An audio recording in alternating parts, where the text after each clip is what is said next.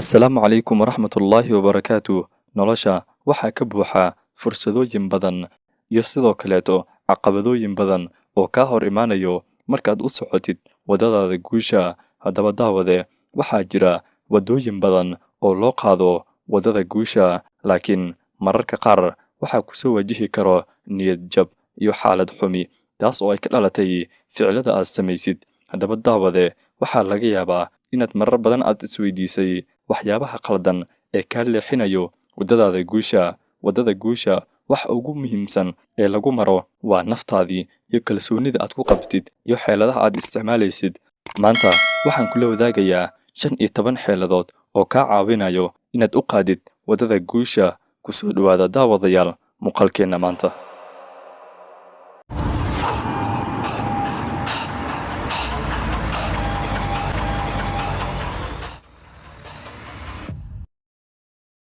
inta aynan guda gelin muuqaalkeenna maanta, fadlan daawade haddaad nagu cusub tahay nagu soo biir.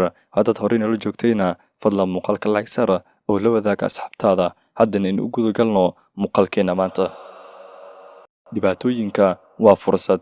Nolosha ma ahan mid sahlan, laakiin dhibaatooyinka waxay noqon karaan albaab cusub oo kuu fura guulahaada nolosha. Haddaba waxaa laga yaabaa inaad marar badan aad ka carartid dhibaatooyinka ku soo wajaha. Dhibaatooyinka mar walba waxay kaa leexiyaan waddada si ay ku geeyaan waddo kaleeto oo ka duwan tii hore. Waxaana lagaaga baahan yahay inaad samaysid ficilo ka duwan ficiladii hore ee aad samaynaysay. Qodobka labaad, waqtigaaga ha ku luminin meel aan ahayn waddada guusha. Sababtoo ahi waddada guusha ma lahan iyadu meel waqti lagu lumiyaa. Qofka waxaa loo baahan yahay inuu ilaaliyo waqtigiisa. Waa muhiim inaad ka shaqayso wax dhab ahaantii muhiim ku ah oo ku gaarsiinayo waddadaada guusha. Qodobka saddexaad aynu soo qaadanayno waa qof kasta oo guulaystay wuxuu leeyahay hal shay oo muhiim ah, taasna waa inuu u horaa naftiisa iyo sidoo kaleeto waqtigiisa inuu geliyaa waddada guusha. Waxaa muhiim ah qofka inuu waqtigiisa iyo naftiisaba u geliyo waddada guusha. Taasina waa furaha. Haddii aad si dhab ah ugu dadaashid, waxaad gaari doontaa waddada guusha ee aad ku riyoonaysay. Qodobka afaraad aynu soo qaadanayno, marba haddii aad naftaadii aad ku hagtay waddada guusha, taasi waxay ka dhigan tahay inaad gaartay yoolkii aad rabtay. Sababtoo ah naftaadii waa shayga ugu muhiimsan ee loo baahan yahay in lagu hago meesha aad rabtid. Sababtoo ah naftu mar walba waxa ay rabtaa inay iska nasato oo iska baashaasho, taas oo sabab kaaga dhigaysa inaad yoolkaadii aadan gaarin.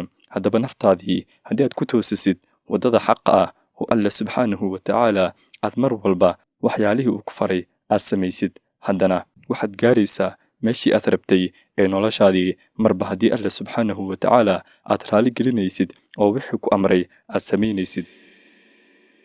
Qodobka shanaad aynu soo qaadanayno, had iyo jeer waxaa jira wax cusub oo aad baran kartid.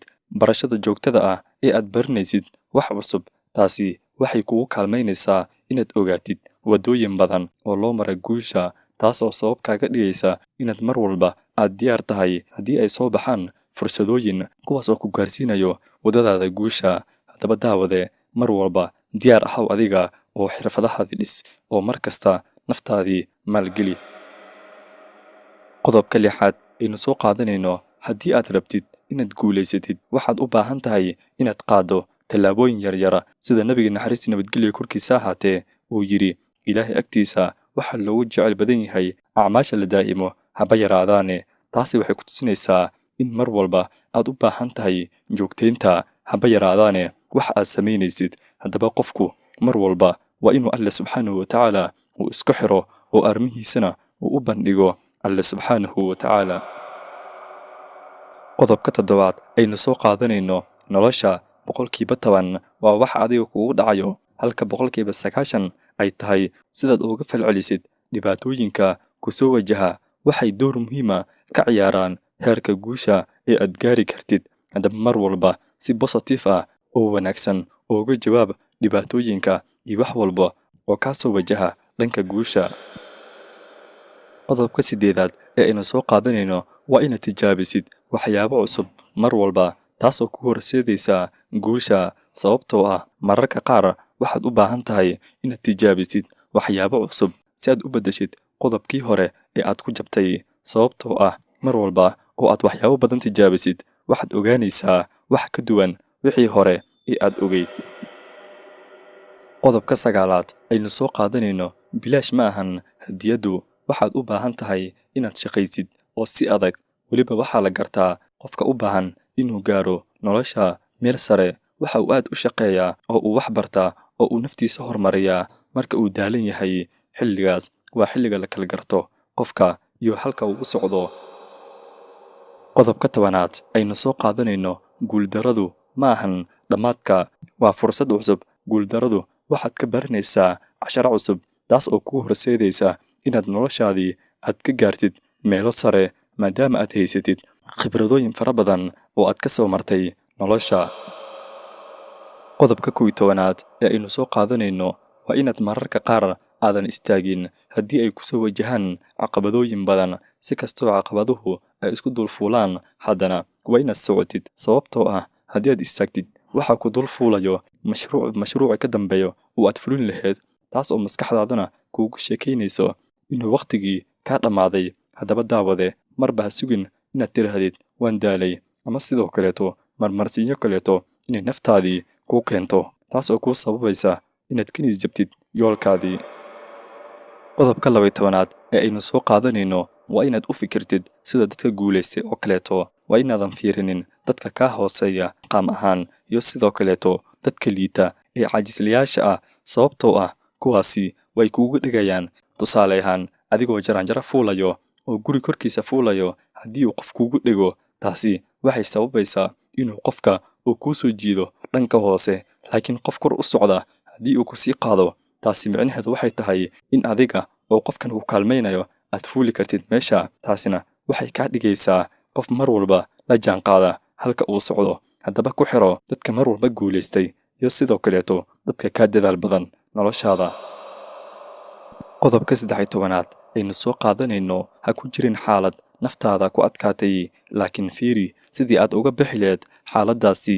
adduunkani ma jiro wax adag laakiin waxaa jiro wax kugu cusub ee aad bilaabaysid sababtoo ah xaaladaha cusub ee qofka soo wajaho waxay dhibaatada u keentaa maadaama ay ku cusub tahay xaaladani. laakiin haddii xaaladan oo kaleeto uu soo maray mar hore oo casharo ka soo bartay mar dambe ma dhibi doonto xaaladdaas oo kaleeto haddii ay soo wajahdo noloshiisa. qofka waxaa loo baahan yahay xaalad walboo soo wajahdo inuu ka qaato casharo muhiima si uu mustaqbalkiisa uu u dhigto meelo wanaagsan sababtoo ah maalin dambe haddii ay ku soo wajahdo ayaad ku meelmari doontaa casharadii aad ka baratay xaaladii hore. qodobka 14aad waxa uu leeyahay nolosha ma ahan safar ee waa meelaad u socotid oo aad taargad garaysatay taas oo kuu sahlaysa inaadan marin luqluqyo kaleeto maadaamaad u jeedid meeshaad u socotid. mar walba meeshaad u socotid waa inaad calaamad saarataa sababtoo ah haddii ay kaa soo horbaxaan waddooyin kaleeto oo ku qaldi karaa waa inaad ka dhex garan kartid meeshaad u socotid. qodobka 15aad ee ugu dambeeya noloshaada waxaa laga yaabaa inay kuu noqoto sida aad u maaraysid caqabadaha ku soo wajaho maadaama caqabadaha markay ku soo wajahaan loo baahan yahay inaad uga jawaabtid si taxaddar leh. gabagabadii iyo gunaanadkii muuqaalkeena xikmadahani iyo oraahyadani aan kuu soo gudbiyey waxay kugu toosin karaan waddada guusha haddii aad si fiican u fahantay oo aad dhaqan gelisid. mar walba xasuusnow guusha waxay ku xiran tahay tala saarashada alle subxaanahu wa tacaala iyo dadaal dheeraad ah oo aad la timaadid iyo mar walba oo aad joogtaysid dadaalkaasi. haddaba muuqaalkeenna maanta intaas aynu ku soo gabagabaynaynaa. nala wadaag fikirkaadii qaybta hoose ee kommentiyada. haddii aad nagu cusub tahay ha iloobin inaad nagu soo biirtid. haddii aad horey noola joogtayna fadlan muuqaalka like saara oo la wadaag asxaabtaada. intaynu ku kulmi doonno muuqaalkan muuqaalkiisa kaleeto waxaan idinkaga tegayaa saas iyo nabadgelyo.